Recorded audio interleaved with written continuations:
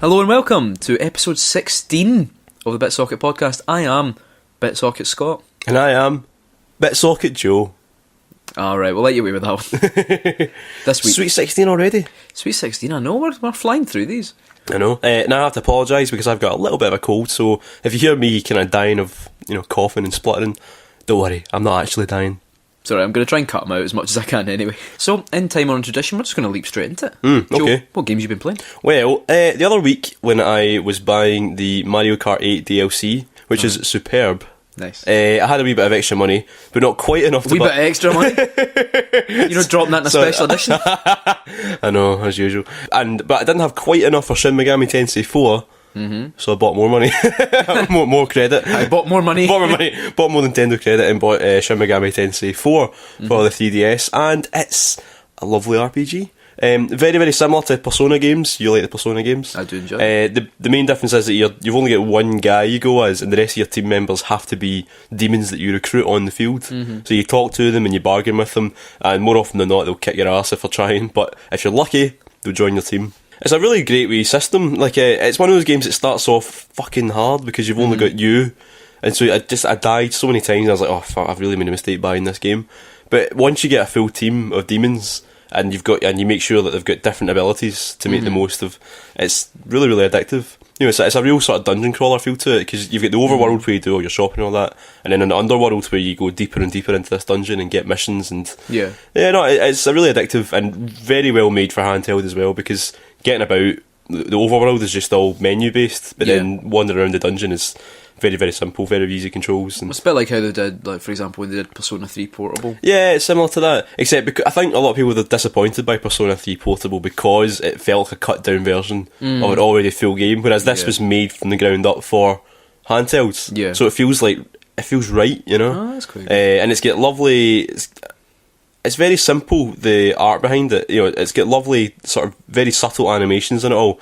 It's not full scale anime cutscenes, it's just sort of little bit of animation here and there, but it's very, very nice to look at, and very dark and weird looking as well. But Joe, can you talk to the monsters? Well, you can't actually talk to the monsters, so yeah, it's better than Doom. Better than Doom. It's better than Shadow of the Colossus. Can you turn away? Do you ever think that Shin Megami Tensei sounds like... Because where I live, obviously I live near a lot of kind of flats and things. You hear people shout out for their kids when they're out at night, right? Do you ever think Shin Megami Tensei sounds like a kid's name when you say it in a Scottish voice? Shin Megami Tensei, come in!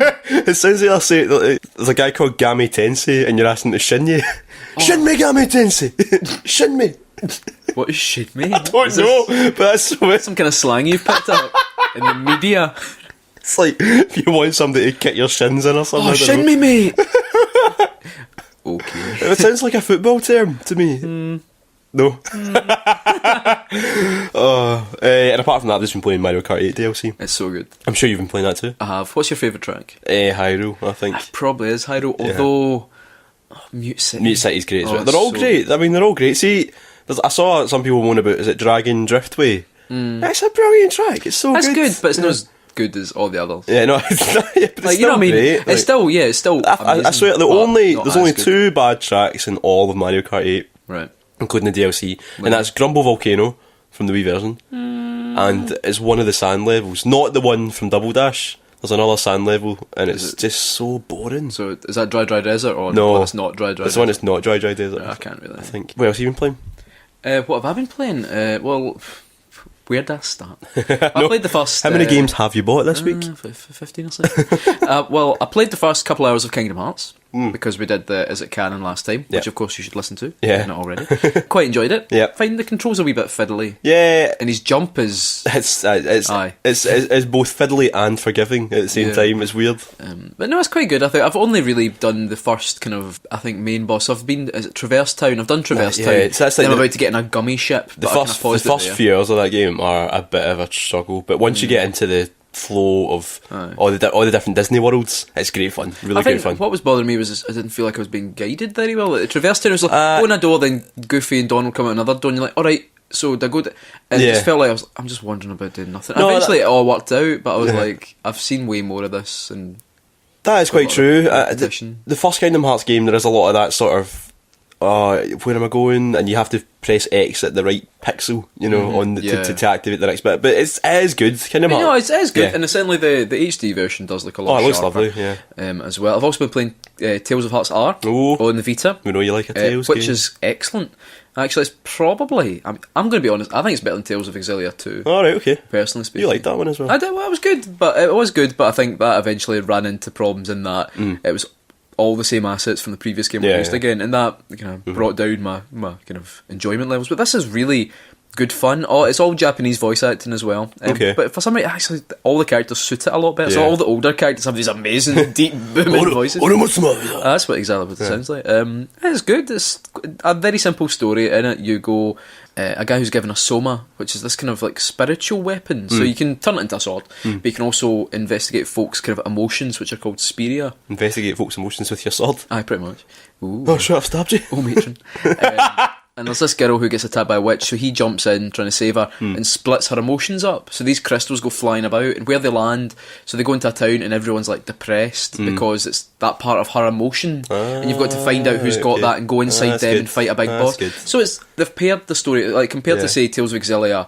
In Tales of Exilia 2, the story is far more straightforward, but there's like a big church who are wanting these kind of soma, these spiritual weapons and these crystals, and they're kind of vying against the kind of emperor and troops. So there's quite a lot going on in the background, but yeah, I thoroughly like it. It looks gorgeous as well. Can I make a prediction? Of course. Bet you there's going to be a plot twist in it, and I bet you the plot twist is there's another world. Well, because every Tales game has they've that. already been talking about a moon. Of course. So, of course. It's like every Tales game has that same twist. Like, yeah, it's good though. I quite like this. No, it is good. It is good. I love the Tales games. Yeah, they're very comforting. Yeah, but on handheld, I'd say it is definitely one of the best JRPGs I've played on a handheld. Yeah, but I had a shot of it last week. It looks lovely. So. It does. Well, Mario Kart 8 DLC, of course. So good. Even the Excitebike one, which to begin with I wasn't too thrilled about. The more you play the Excitebike one, the more you realise it's good because it is simple. Like it's all about those boosts. Oh man, and also Link. Although Link on a bike. I just don't like bikes. Well, I know I can't go with the bikes, which is weird because we see when I play it with Kim. Actually, she has to go Link on his bike because. It's Link's bike. Because it's Link's bike. So. Well, I was watching Alison play last night when I was installing Dragon Age, and Alison was like going Mario in the Tanuki suit on a bike, and she was like, "I'm getting really into the bikes." And I was like, "Oh, good." Yeah, Tanuki Mario's brilliant. I like when you choose him in the menu and he goes Tanuki. I like when you choose Link and Link kind of fumbles his sword. It looks like he goes to pull it out and he goes, "Whoa!" kind of catches it. But Link is great. What's the name of the car again? The one from Mario Kart. The B Dasher. The B Dasher. That is the machine. Yeah, it's my favourite. The B Dasher. And I've played the first hour and a bit of Dragon Age Inquisition, which is good. Though it's like, well, you saw a wee bit there. It's a bit stuttery. It's choppy as fuck. It is. It's the PS4 version I'm playing. The thing is, I found that with. I know BioWare, a lot of people are massive fans of BioWare, and they make incredible games, huge big worlds, stories that people love and all that, but every BioWare game I've seen or played has got that stutter behind it, as if the whole thing's been held together with nothing but string and goodwill, Yeah. Doesn't feel very solid, but it looked nice. I like the snow and the detail and all the brick, the textures and all that. Yeah. It looked really nice. I think I was always put off the Dragon Age games when I saw how the combat, they don't show the big, or you pause the menu and you do this. But actually, having played it properly, it's quite good fun. But again, what's an hour to an RPG? I've practically loaded it up. I've just about chosen what kind of moustache my guy's got. Yeah. So is that all you've bought? Is there nothing else you've bought recently? I bought Grand Theft Auto 5 as well. Of course you did. And how's that? Been trading games. I've been getting rid of some. And also you got a game that wasn't delivered, so so you just thought Freedom Wars on the Vita never turned up. I'll probably get it when it comes on PS Plus eventually. No, so GTA 5 as well. 5? It's very good. Yeah, I mean it's GTA fucking 5. You know what I mean? It's the same game. But does it look better and play better? It looks a bit sharper. Plays a bit better on the pad. The pad stuff's brilliant. See when you're getting chased by the police and the light flashes red and blue. Oh, and the pad. And the pad is amazing. And the dispatch stuff comes through the controller. So does if someone phones in your mobile. The first person mode's a really good laugh. Jumping out of a blimp and just watching as your guy falls in first person is genuinely very funny. That's good. Alison's been playing quite a lot of it as well. Played a wee bit online, seemed alright, but then when I got it kind of the day before it came out and played a bit online, so nobody else was there. I might pick it up at some point, but I've got plenty of games to play. And also Smash Brothers is out. Smash Brothers is out next week. Can't wait. Oh, can't wait. So should we get on with the show then? We might as well. Yeah. What do you fancy? In fact, up first we're going to have something a wee bit different. Oh, are we now? Because now we're going to start doing wee reviews. Oh, so we are. As well. So who wants to go first, me or you? I don't know. Do you want to go first? I'll go first. Alright, let's do it.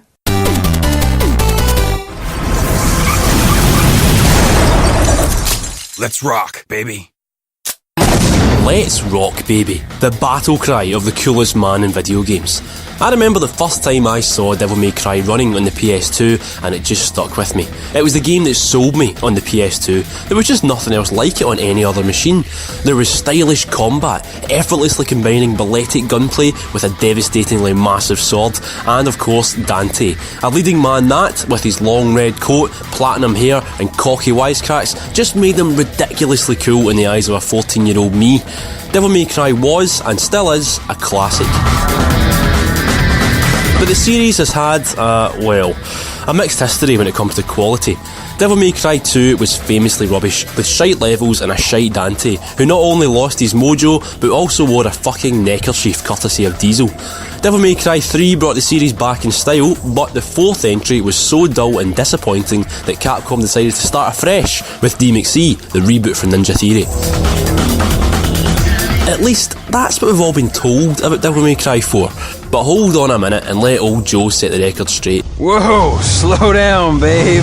You see, Devil May Cry 4 is a classic itself, worthy of the title Devil May Cry. A lot of the criticism of Devil May Cry 4 is that it was a bit by the book, a bit tired. Well, balls to that.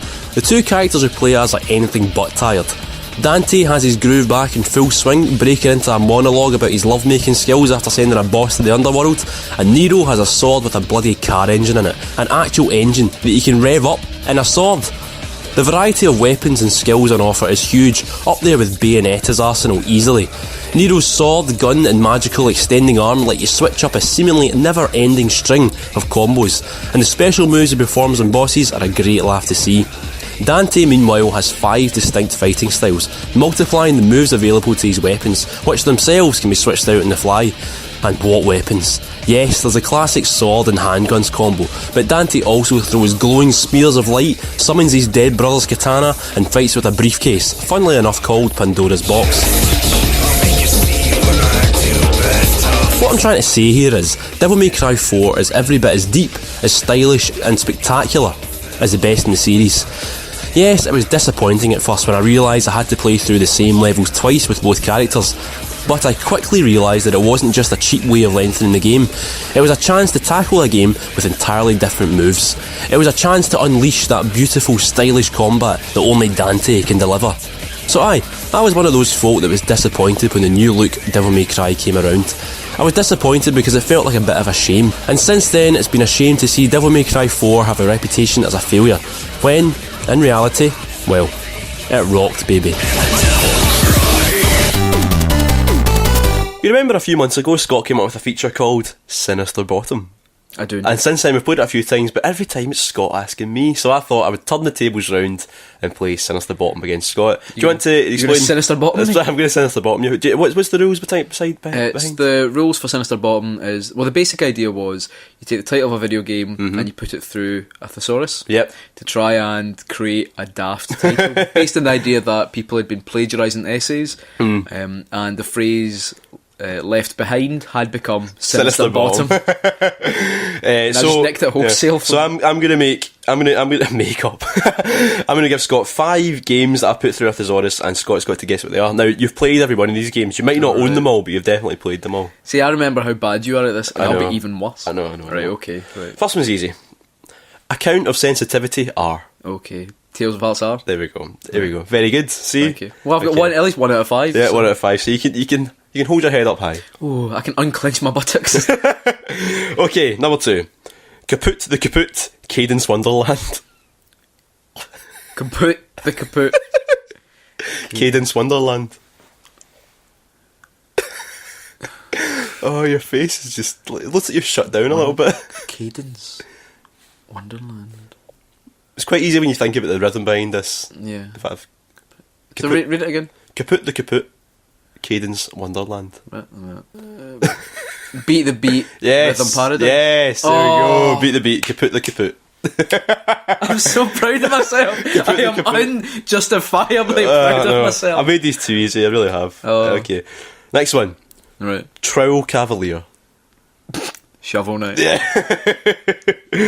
Oh, this is one of your favourite games of this year. It's actually, I may be reviewing it this episode. Oh, right. No, it is so good. Okay, next one. Fundamental Combatant 5, Concluding Clash. Virtua Fighter 5. Oh, what's the subtitle again? You have to get the full name to get wait. the point. Concluding Clash. It's not Final Fight, is it? No, that's another game No, entirely. it's Virtua Fighter 5. Oh, I can't remember the subtitle. Final Showdown. Final Showdown. I'll give you that. You got it. Alright. You got it. Okay, last one. You're 4 out of 5 so far. Bloody hell. I know. You've bottomed me. He's bottomed me, son! Shin me. Shinned me! You know that's the name of the episode, though, don't you? Okay, last one. Negative Extra Divas. Negative. You will never get this one. You will never, because I forgot what it was when I looked at it. I remember now. Negative Extra Divas. Just a little bit of logic. Just think. Imagine this is countdown. And the clock's counting. Negative Extra Divas. And I've played this. It's the Divas bit that's... I know. I'm as surprised as you are. Just you wait, you find out No, this is. I can't. What is it? No More Heroes. Okay, yeah, alright. Yeah, I don't get the divas part, but it is. That came Some up. of the online authorities I know. really playing fast and loose, but no, that's a good one. Yeah. That's a Negative good Extra. one. So You got- bottomed me there. Yeah, well, I know, but you bottom me overall. Yes. Good. Yeah, so that was Sinister Bottom. You got a 4 out of 5. Well done. That's good. That's better than I have ever done. I think, though, you went quite easily. I did. Easy on me. I wonder if it's because you expect me to be thicker than you are. Maybe I've just got lower expectations of you, That must be it. and you've got higher expectations. I don't know why you've got higher expectations Yeah. of me. I've let you down every time. But Many moons ago, Joe created a feature which has become, in my opinion, the 14th best podcast feature ever created. And it is Is It Canon. yeah, Joe's lasting contribution to video game media. finally made up for that D I got in Advanced RFSAs. Hey. So, the idea of Is It Canon is we choose a game series and we ask, is it canon? We have different facts, different questions, and you've got to find out, is it real or is it not real? Now, to celebrate the, what would you say, is it the 10th anniversary of Half-Life 3 not coming out? We're going to be talking about Half-Life. Hey. I also actually went out to Twitter this time and asked Okay. people to suggest. This is from at GW001. Oh, Big Graham. Brilliant. Tons of really good ones actually that were suggested. Quite a few as well that we'd already done. So thanks for listening. Only kidding. We love you so. No, we don't. Right. Now, I came up with so many. I did that thing again where I came up with questions and then after writing them I was like, oh no, I need to keep this one to the end. I don't know. I'm gonna say right How now. many questions do you have? Usually it's 5. You get like It's always 20 five. questions. It's always in front 5, of you. right? I don't know if I'm going to be able to read out question 5 actually because it's the worst. Anyway, right? Okay. Right, okay. So we need to start with something. Right. Right. We'll start. This is the easy one, right? Okay. Question 1. God, why did I even do this to myself? Question 1. Gordon Freeman was originally going to have a claw hammer instead of his iconic crowbar, and they had to edit out his only spoken dialogue when he would whisper "claw hammer" every time he caved in his skull. No. That's not canon. So you believe that Gordon Freeman wouldn't have whispered "claw hammer" every time he caved in his skull? How would he whisper it though? Like, Claw hammer. Yes, you're correct. okay. Oh, Question God. 2. That's a nice one. That's a nice easy one. Okay. Question 2. Is Gordon Freeman A janitor, B, a theoretical physicist, C, an alien, or D, a sex robot like Jude Law from AI? Janitor. Just imagining. Think about it, maybe. Or is he an alien? I'm talking about the whole canon here. Oh, God. So you can't just think what you think about Half-Life 1. You've got to think whole canon. Is he a janitor? Is he a theoretical physicist? Is he an alien? Or a sex robot Right. like Jude Law from He's AI? right, okay, I'm going to rule out janitor and sex robot. Right, sex robot's gone. He's almost definitely a physicist, but he could possibly be an alien because I've not played the game. So you've got to lay it on the line. Physicist. You're right. Aye. It'd be too obvious making the protagonist turn out to be an alien. An alien. Are they even aliens in Half-Life, or are they sort of interdimensional? Well, Okay, here we go. Be covering that. Right, okay, here we go. In Half-Life 2 Episode 3, it's revealed that G-Man, the mysterious figure who guides Freeman through many of his adventures, is actually Gordon Freeman's father, who was sucked into the rift in the dimensions at the beginning of Half-Life 1, where he bonded with an alien life force and travelled through time and space for 10,000 years. Is it canon? Wait, what? Read that again.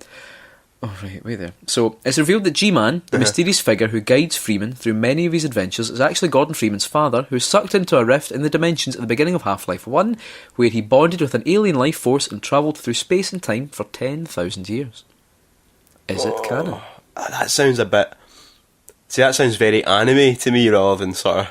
You know what, I'm going to go for it. Yeah, it's canon. It's not canon. Oh. Do you want to know how I trapped you there? How did you trap me? In Half-Life 2 Episode 3... Right, that's what I'm going to ask you to say it again. When I asked you to say it, you didn't say that a bit. But I played tricky. Right, okay, there we go. Very well. Guess my canon! Right. Shit. Question 4. In the PlayStation 2 release, as a wee hidden Easter egg, Gordon's best friend was renamed Phil Harrison and was voiced by the PlayStation exec in 2 exclusive audio diaries that the player could find near the start of the game. Canon. Yes. No. Oh. I made that up. Surprised. Shit. I know, I was so proud of that one as well. I was like, shit. Phil Harrison. Right, okay, now. Oh, right. Thing is, what was his audio log be about? It would be about the Sony Quarterlies, wouldn't it? Thanks for buying the PlayStation 2. Right, okay, now. Right, I'm going to have to take a minute here. I can't. So during this one, if you can, try not to laugh too much. Okay, I won't. During this. Okay, I won't. But remember, this could be canon. You're building this up too much, yeah. The game has a very iconic enemy in the form of... Right. Question 5. Right. The game has a very iconic enemy in the form of... in the form of the arse lobster, which comes in many forms, including the poison arse lobster, the arse lobster zombie, and the fast arse lobster. However, there is another, even more famous version. Is it the the bullet arse lobster, B, the gravity arse lobster, C, the teleporting arse lobster, or D, it's not called an arse lobster?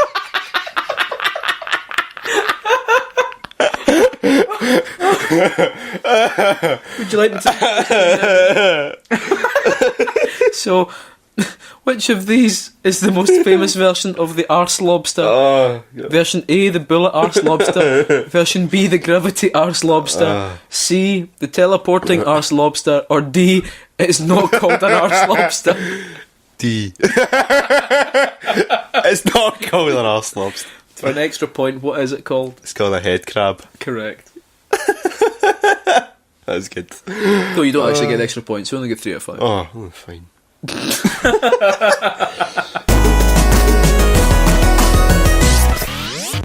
So I've got a new feature coming up now. As you know, one of my favourite things to do is Metacritic. Of course, I love Metacritic. Metacritic and me are like that. Metacrock of shit. Metacrock of shit. We've had so many good features. Now I was thinking, right, what we need something different. We need something that combines Metacritic and the core tenets of play your cards right.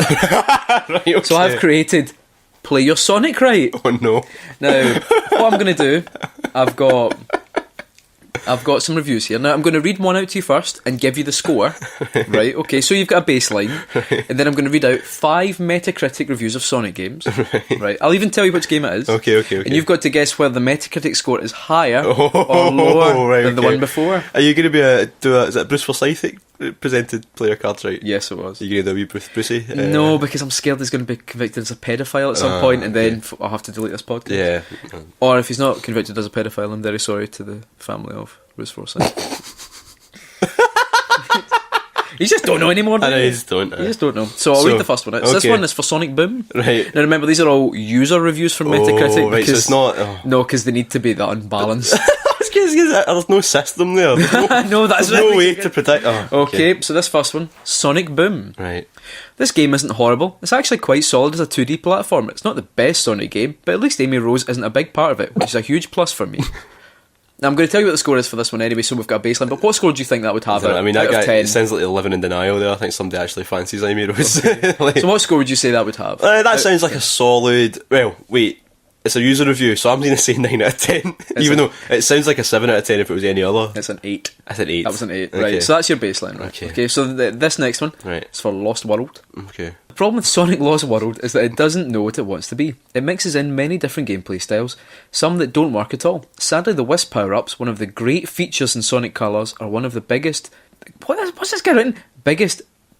It must be pace breakers, because he's written... Pace breakers. Base breakers? Base breakers. The characters' interactions are charming enough, and the game is very colourful. Overall, this is not the worst Sonic game, but it's not one of the better ones either. Ooh. Overall, I put Sonic Lost World a step below Sonic Unleashed. Oh, okay. They have the same setback in that they show new ways to play a Sonic game. However, Sonic Unleashed was more sure of what it wanted to do, whereas Lost World feels like it can't make up its mind. Now, would you say, is that review higher or lower than Sonic Boom's 8? That sounds lower than Sonic Boom. Lower? Yep. Lower. You're right, that had a score of 6. Oh, okay. Right. Okay. That's good to So have. next, Sonic Unleashed on the PS2. Okay. I always try and find like Wii reviews on PS2. It's always funny. Okay, here we go. Though it's gimmicky, Sonic Unleashed resurrects some colour into the series.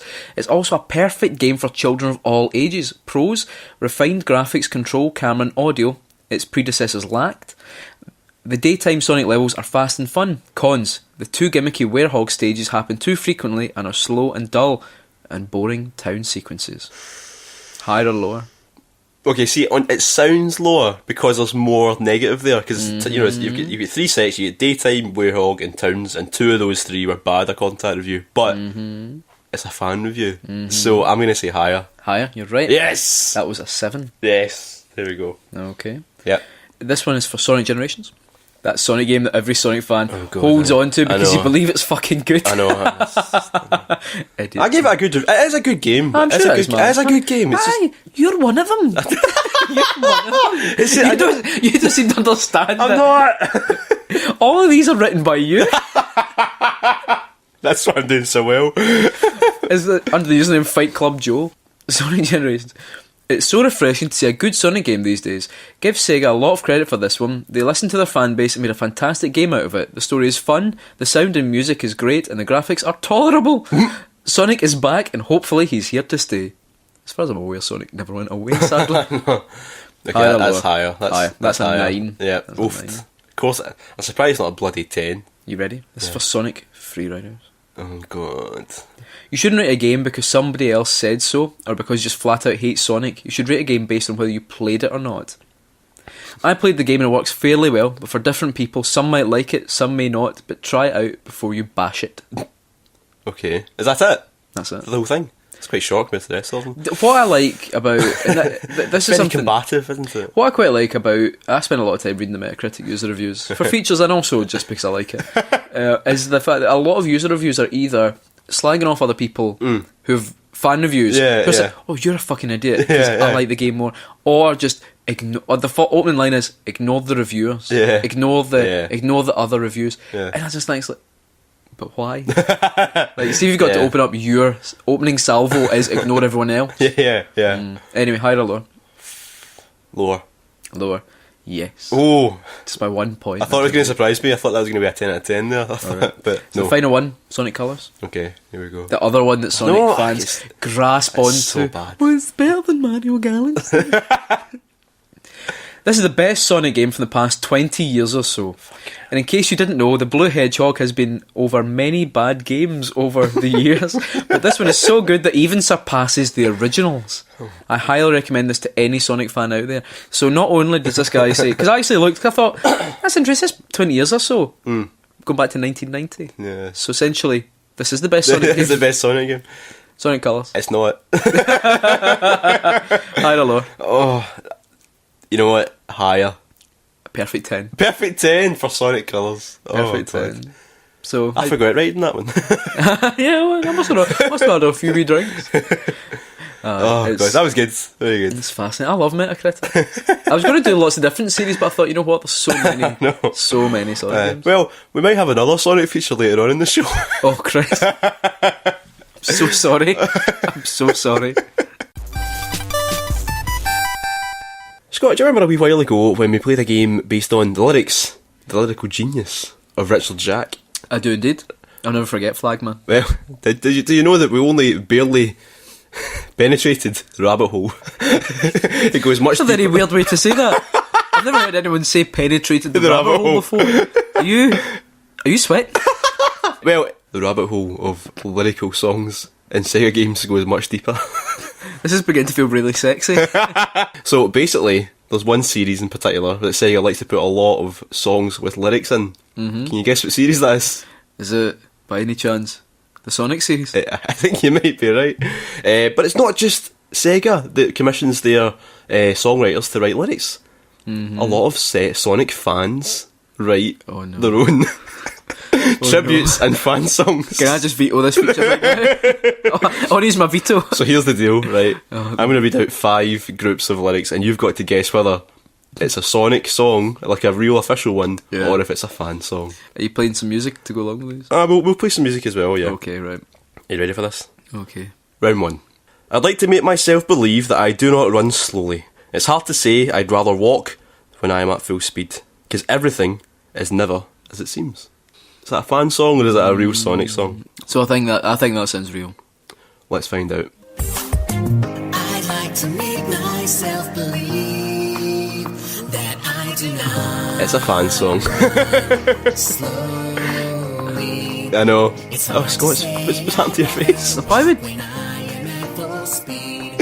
Everything is never What? Why would you fucking do this weird? We only live for, what, maybe 80, 90 years at the most of the time? Yeah, so... Because I have 1,000 friends, I'm sure you do, mate. So yeah, no, that was a tribute song called Golden Rings. How did you find these? I just find these things. Aye. So that's a tribute song called Golden Rings, a Sonic Generations tribute, bracket, no auto-tune. Because there's an auto-tune version as well. Aye, of course there is.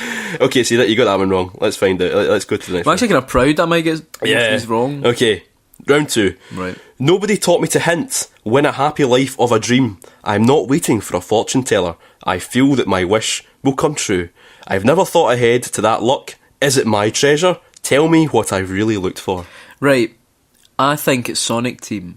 Right, Sonic. okay. Real genuine. And I think because it doesn't reference Sonic in any way, shape or form. Yeah.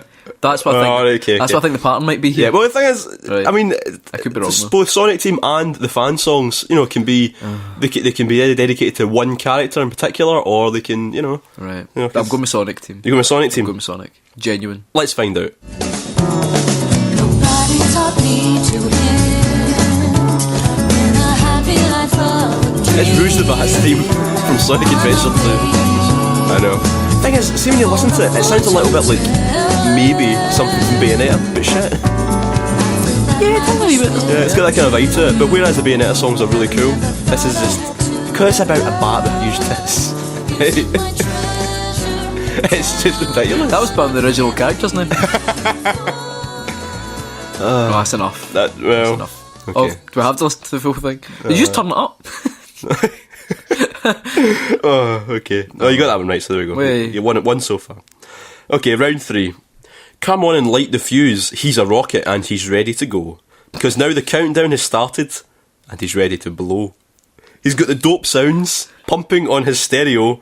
He can act fast, putting on a show. Sounds like an original Richard Jack. It does. It's like, because it like rhymes like every second word. Is that real or is that...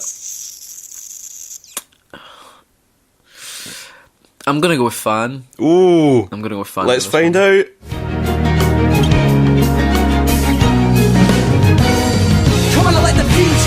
You're wrong. It's the theme to Sonic 2006. What? It starts with a rap. It's sort of Limp Bizkit style rap. Plus, it's not very Limp Bizkit. You don't really listen. Well, you know what I mean. That kind A bit of more like Linkin Park. Linkin Park. If you were to that's say what if it was I meant one Linkin of them Park. I meant slightly. Linkin Park. Your face there was. Is there nothing Sonic 2006 it did right apart from the amazing multiplayer?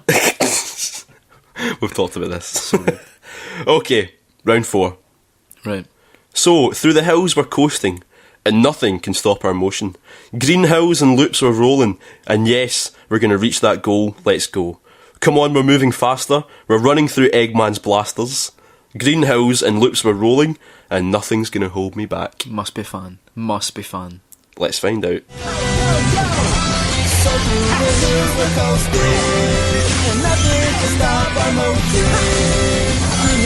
Now, have you found out the brutal error that this fan has made?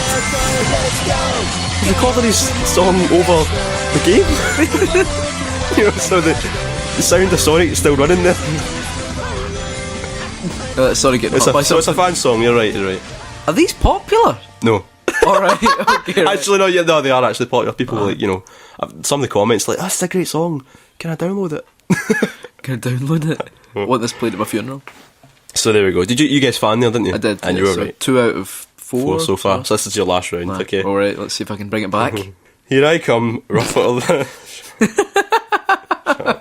Here I come, rougher than the rest of them. The best of them. Tougher than leather. You can call me Knuckles. Unlike Sonic, I don't chuckle.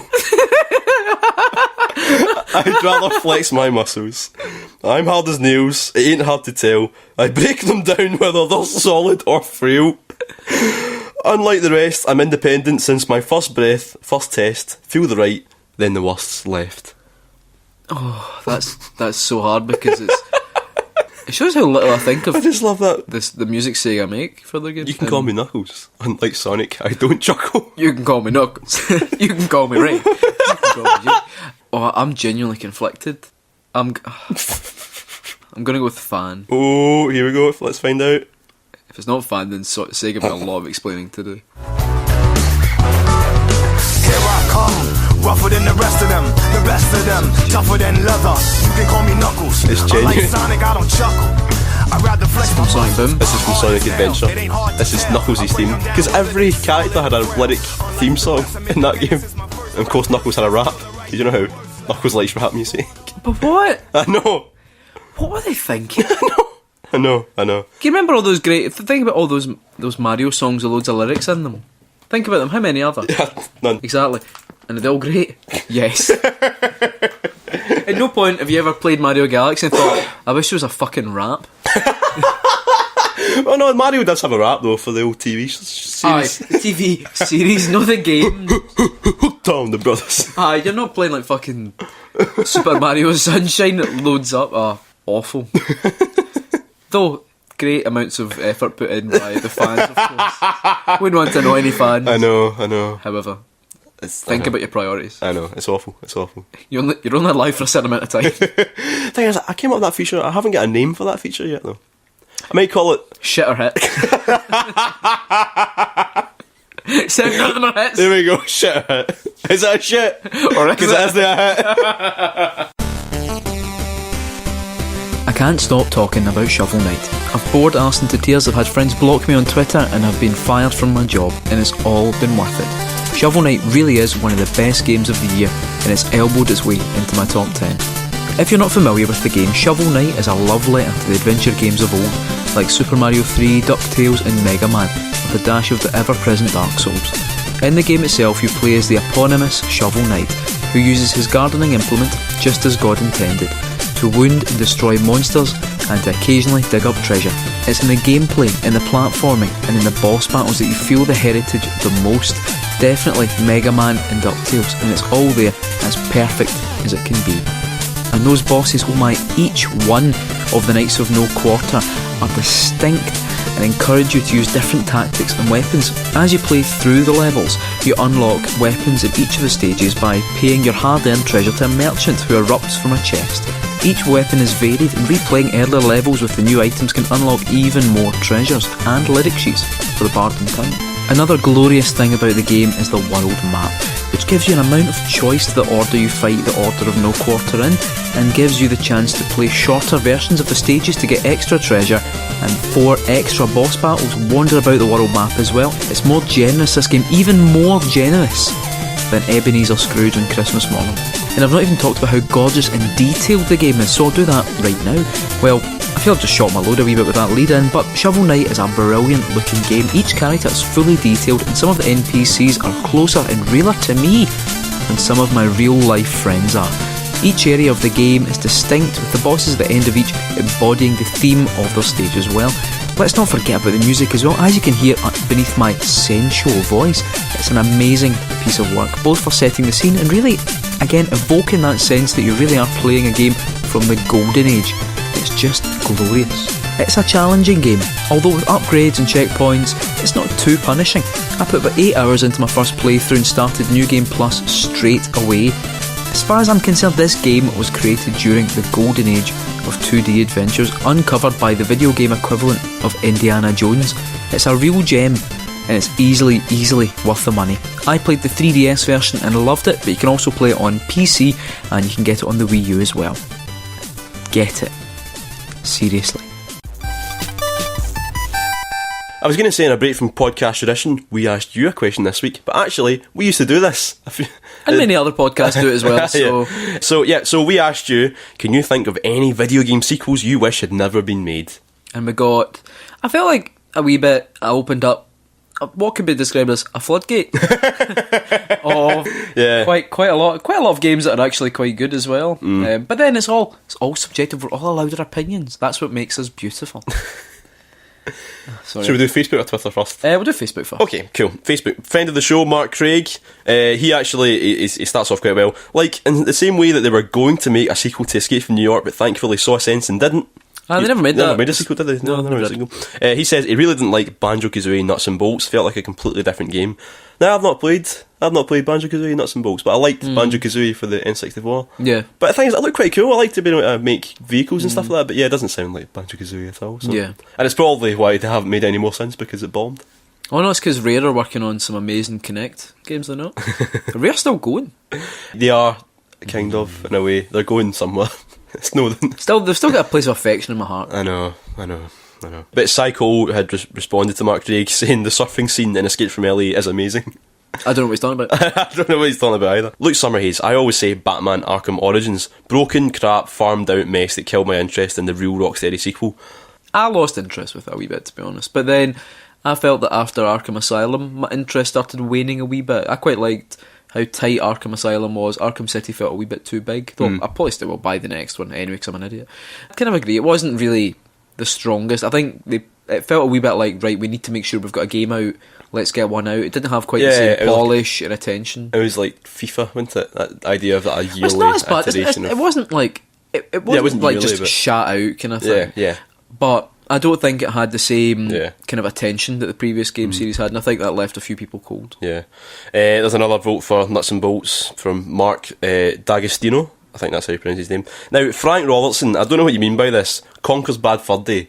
Now, does he mean the remake of it on the Xbox compared to the N64, that beautiful game, or does he mean it shouldn't be made? Because technically that's a sequel to Conker 12 Tales for the Game Boy. Probably meaning the one on the Xbox. Right, okay, aye. Did loads of folk play Conker? On the Game Boy? Tales on the Game Boy.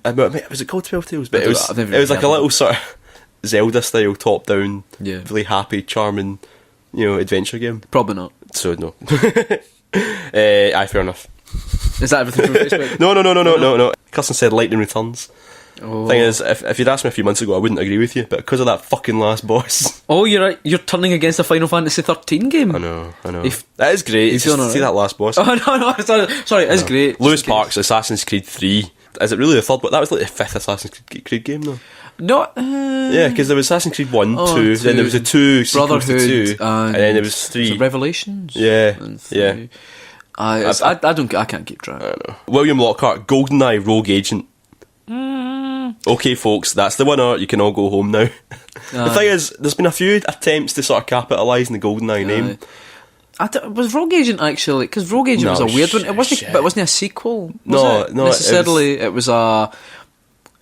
All it had in similar was the word GoldenEye. Because when a guy with a golden eye, that was, and his golden eye could control electronics. That was the way that they shoe on the name GoldenEye, and so they had the golden eye. It's ridiculous.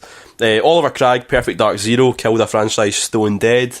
Fair enough. I love Perfect Dark 1, but I felt Perfect Dark 0 was awful. Perfect Dark in the fucking Game Boy Colour, man. Oh yeah, it was pretty much. Couldn't even get past the second level. It was atrocious. I downloaded that recently from a Game Boy emulator, and it's terrible. Absolutely terrible. Don't look at me like I've See if killed you've a done man. piracy one more time. And Paul Matthews, Fallout New Vegas and all its crappy DLC. I heard it was a bit of a buggy mess. So. I think a lot of the 3D Fallout games, and there's only two of them, have always been a wee bit like that. Though a lot of affection for it from some folk. But again, to be honest, I've not played it because I didn't get on with Fallout 3. Because I was minsat. That was a good selection from Facebook. What we got on Twitter? Right, Twitter now. There's a lot here. Okay. Right, we'll just some of them we'll go through. So we get quite a few mentions for Dark Souls 2. One here that just came up from like that. Manly J Panda. I think Dark Souls 2. A lot of people initially were very impressed with it, but I think it didn't offer quite the same depth that a lot of people wanted from Dark Souls 1. So I don't think it felt like quite as tight an experience. Certainly, I mean, a lot of people are waiting for Bloodborne, aren't they? So aye. Dead Space 3. A few mentions for Dead Space 3, Canon, as well. Yeah. Got one here from @MorbidBeard. That's a good name. Man. Dead Space 3, without a doubt. Can't believe I wasted a tenner on that. Sure, EA's gutted about it only being a tenner. No. That was like a game series that kind of lost its way. It became a kind of co-op game, became more action than horror. Yeah. So less survival. Resident Evil did the same thing, and I like the new Resident Evil games. Yeah, but you're one of the few people that actually like. You like it too. I know, I do as well, but no, I think the thing was Dead Space 3, is that another one with all the microtransactions in it? there was microtransactions, and also I'm sure I could be very wrong, so if I'm wrong, sorry. But you could have like a wee robot, you could send it to go get bits for you, so you could pretty much always have ammo. There was never like, in Dead Space 1, it was always like, oh shit, I've only got 4 bullets for this gun, 8 bullets for that gun, whereas this one was you had tons of bullets. Al Kennedy, at House to Astonish, he's just said he looks up the Sonic Wikipedia page. Sonic features very heavily in this. We've got one here, Man J Panda again, FIFA Soccer 95. 94 is when it peaked. That's it. Darren Gargett at Desmond. Sonic Adventure 2, though arguably, should Sonic Adventure 1 have existed? Fucking Sonic. I don't know, anything after Sonic and Knuckles. For that, someone says that exact thing. Really? Yeah. At High Res Gaming, Condemned 2 not only was utter rubbish, but, and now, I didn't know about this, and if this is true, then it's the ultimate sin. What? They used Comic Sans. How can anyone take that seriously? God. Then again, Comic Sans is the most horrific font. Yeah, no, this sent chills down my spine. At Binster UK, Prince of Persia: The Warrior Within, which threw all the charm of the first game away and replaced it with a cock. Oh no, wait there. I thought that was going somewhere, but no, replaced it with a cock. No, replaced it with cock, rock, and an arse. Yeah. Cock rock. Sorry, I was inserting a comma where there was not one. As soon as you saw the word cock, you were like, well, that's it. As soon as I saw a cock, I had to insert a comma. That's very true. I remember playing that game, and I loved the Sands of Time. It was such a lovely looking game, great, beautiful look to it. And then the second one was just... He comes out and he's like, he's got his eyeliner on and all that, and he's fighting against this woman on a pirate ship who's wearing a metal thong, and she hits him, and he goes, "You bitch!" and then goes and fights her, and it's just like, this is the worst thing I've ever played. It's so bad. I didn't Yeah, like it's terrible. And like, they tried for the third one to try and bring it back, but then they gave him like Evil Prince. Yeah, I just thought. I don't get why Yeah. they felt that, like, because obviously that was the style. Things were going gritty. The thing is, The Sands of Time is one of the best of its type. Like in terms of 3D action adventure games, it's one of the best. Yeah. Demon Tomato Dave Bowman. Any Sonic game after and Knuckles. Yeah. Imagine how that series would be. It'd be like blooming Earthbound. It would be. It's a good point. See if they just drawn a line. Yep. Folk could say it was the Yeah. best series ever. And there's another Simon Marshall here, Dead Space 3 again. At a time when survival horror was rearing its hideous head again, this came out and ruined the series for him. I've got one here from @KT120, Katie Stubbs. I'm going to say Dragon Age 2, but I'll also say this: I'm glad it was made. The characters and the story is okay, but the gameplay in areas could have been better. I've heard that. I heard that the game takes place in like 3 areas. You just go back to them again and again. I've not played Dragon Age 2. That's what I've heard anyway. So. But no, I've heard like the first game's quite open, but the second game all takes place in one city. Yeah. So it's quite limiting in that way. But again, sometimes if these games don't exist, you wouldn't get the new game. Yeah. So yeah. I'll have to be beta Oh, from here we Joe go. here. A Joshua master Garrity beta. at Combine Hunter. Final Fantasy 13. It's, you know what? Final Fantasy 13's good. You know what, mate? Right. Fuck you, mate. No, I get that folk don't like it, but they're wrong. Like, it's a good game. It's a good game, good characters, great music, great fighting system, good level art system. Right, you're not reviewing it. Come I just love it. We've got here from Oda Jim, big Jim from Video Gamer. Oh, spiteful Garibaldi. Dragon Age 2, the most fucking half-assed nonsense Bioware have ever done. And that's coming from Jim, I know, who has a tattoo of the word Mass Effect on his bell end. You know what that means? That's quite hefty. Yeah. Here's one here. So this is Paul C at Aniki 21, I think. Aniki. Shenmue 2. Totally lost all the detail that made the original special, and the cliffhanger still feels endless fanboy moaning. I think he's right. No. No, I take issue with this, right? You taking umbrage? Yeah, right, okay, I'll give you that there's a wee bit less detail in the worlds that you go to in that game, right? Right. But I think how you dropped your voice there to give him something, but it's like, right, I agree with this. right, okay, but at the same time, it's still lovely being able to walk around Kowloon and Hong Kong, and then the bit at the end in the forest and all that. And the idea that it's fanboy moaning at the end because of the cliffhanger, it's not. It's a great series, right? Especially a great series that has a plot that you get into and characters that you love. When it cuts off without an actual ending that it deserves, that it's meant to have, it's not fanboy moaning. It's just natural that people who have natural moaning. No, it's just natural that people who have invested time into the games will want to see what happens to it. It's not fanboy moaning, you know. It's just a natural reaction. It's one of those things that, like, if Sega had the balls to finish what they started, then well, they have. They've been finishing Sonic off for quite some time now. I know. It's ridiculous. It's not fanboy moaning. I'm sorry, but it's not. Okay. Here's one. You'll like this one. Okay. This is from at X2 Elia. Apologies. Anyways, pronunciation. Final Fantasy 2 and onwards. A purist there. You know what? I can respect that. Well done. That's good. At Keribo's Shoe. Apologies, Michael Kerr. Luigi's Mansion 2. It was a good enough game, but for me it ruined the individuality of the first, which felt really unique. It's an interesting point where I've not played it, but I've heard it's really good. It is good. I really enjoyed it. But it's an interesting idea that a sequel can ruin what made the first game you feel unique. Like, especially for a game like Luigi's Mansion, which was totally different to the other ones, or other kind of Nintendo style games. You feel like maybe the sequel can detract from how amazing the first one could feel because they just repeat the same mechanics over again. Yeah, it's an interesting. I can see that. I would think that if they ever did a sequel to Vanquish, I would probably think that because Vanquish is so good that I'd be too busy it doesn't masturbating. I know. Well, no, I would love it, but at the same time, you'd be tearing the heat right off it. In slow motion. Right, we'll go through a few more of these. Again, another shout for every Sonic game after Sonic and Knuckles. Fair enough. Bad Bonobo, the Syndicate remake. What was the point in that? So is that the first person shooter? Mm-hmm. Oh, yeah.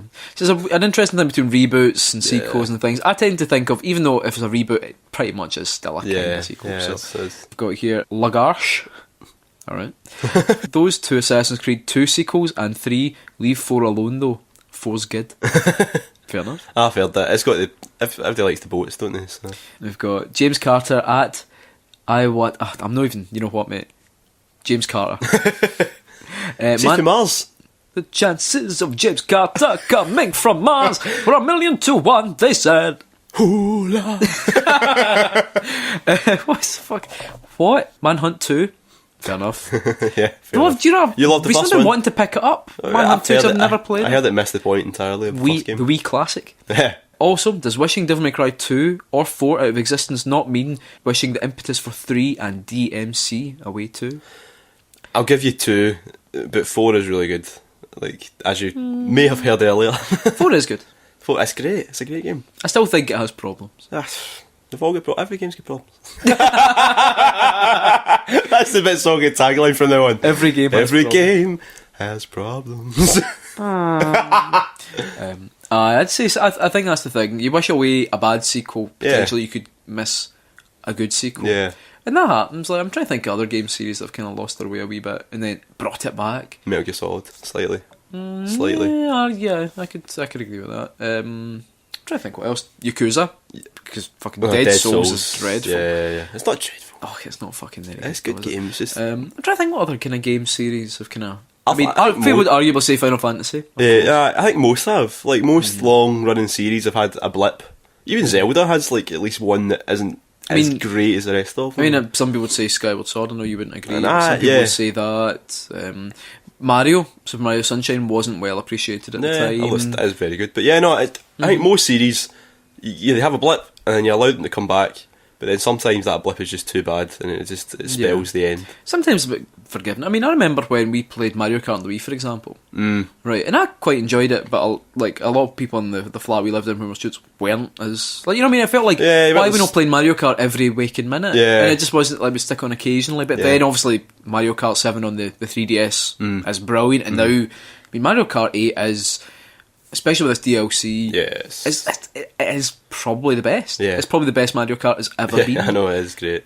And also, Mario Kart, I know I'm segueing into just a Mario Kart 8 discussion, but I tried playing that Sonic Racing Transformed again, which I really love. It's a good game, but man, Mario Kart 8 just ruins it because it's so much better. I actually got shot of it the other day because I was like, when am I going to go back to? When am I going to go back to playing what is sadly an inferior game? And don't get me wrong, I love it. Was Sumo that did it, wasn't it? Yeah, and Sumo have made some cracking good stuff. Yeah. But the thing is, when you play Mario and you realise like, why is it not glitching? Yeah.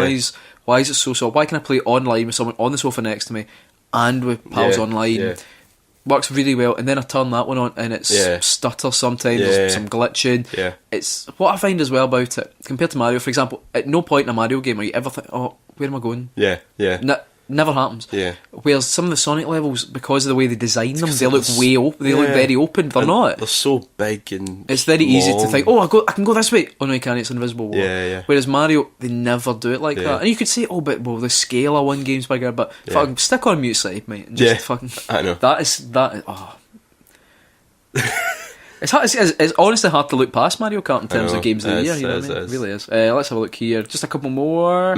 Deus Ex 2 and all of the Yoshi's Island sequels from @the Paul Hoey or who? I can kind of understand that. Although Yoshi's Woolly World, does that count as a Yoshi's Island sequel? Yoshi's Woolly World, because that looks great. In fact, I've played it and it is really nice, and I'm looking forward to that coming out. But I've heard Yoshi's New Island and all that aren't as good as the old one.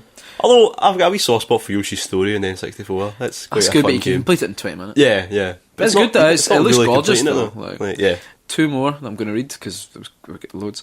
At What Not Pie, or What No Pie, William Reed. Probably controversial here, but Jak 2, making a fun platformer, a gritty shooting thing that's way too hard. I was going to mention that earlier with Prince of Persia. That was just a thing in the PS2 era. You had a really nice fun game, and then the second game just went gritty. I'm trying to think, they never really did it with Ratchet and Clank.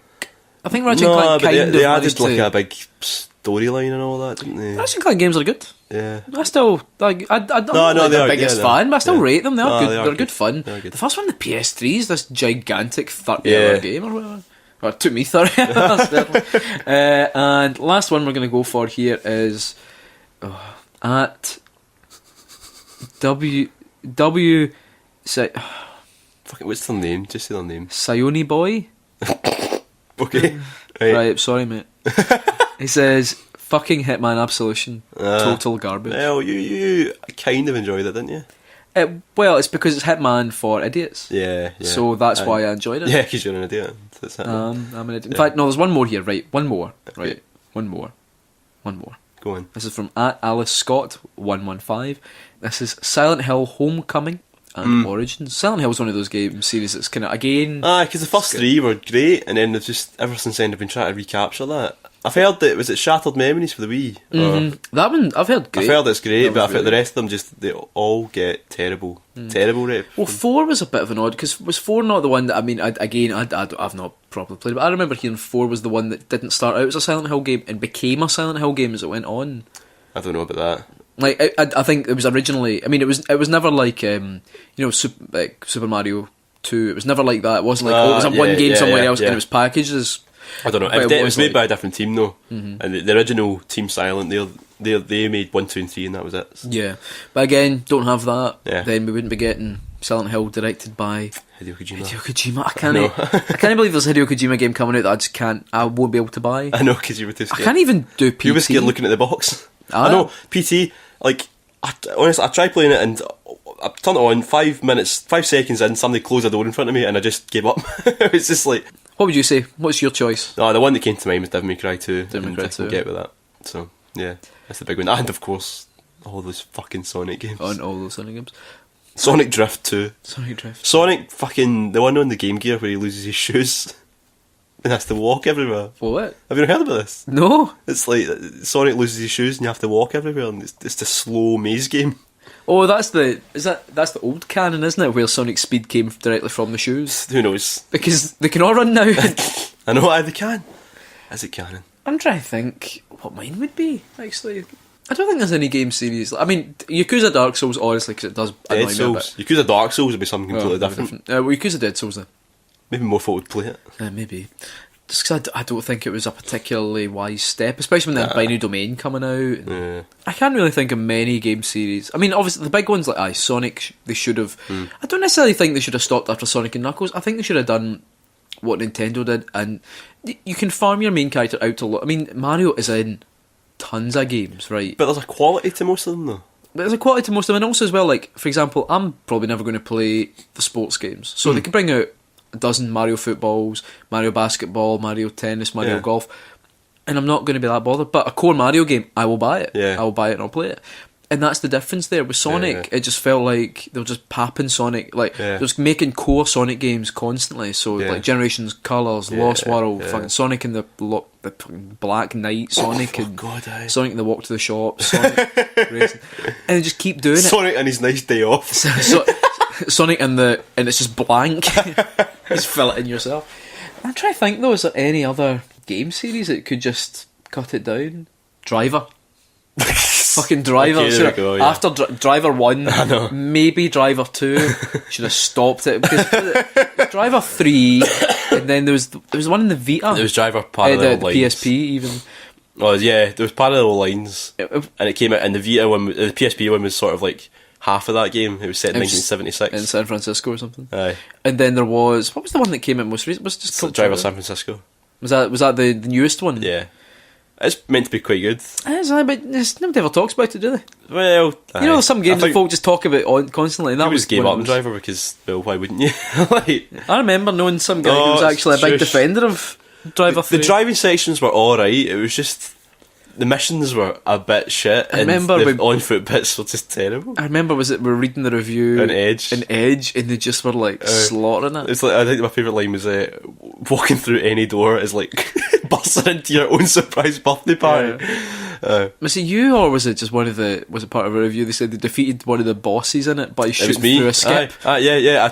I shot through the lid of a skip because he couldn't hit me, but because my hand was through the skip, nice. I could shoot the baddie. Jericho, his name was Jericho. Yeah, excellent. I know. So I fucking Driver. There you go. Yeah, stop it. And that's the end of another BitSocket podcast. That's right. So remember, you can subscribe to the podcast if you've not already subscribed. Please do, and also feel free to leave us ratings and reviews because they nourish us. Yeah, they nourish our hearts. Yeah, like your souls. Watch our videos on YouTube. We've got a new one coming up soon. And we had a versus video against the guys from Midnight Resistance. Only 3 months late, Joe. I've been busy, alright. Check out our website, bit-socket.com. You can also find us on Twitter at BitSocket. And Facebook by searching BitSocket. And you can also just come on our house. I was going to say, if you write the word BitSocket on a piece of paper, fold it up really small, put it under your pillow, and fall asleep. When you awake, we will be sitting upon your chest. Like demons in a sleep paralysis dream. You have them all the time. I know. I tell you about the one where I had a sleep paralysis dream and it was just you standing at the end of my bed, just like sort of taunting me. Keep BitSocketing. Keep BitSocketing.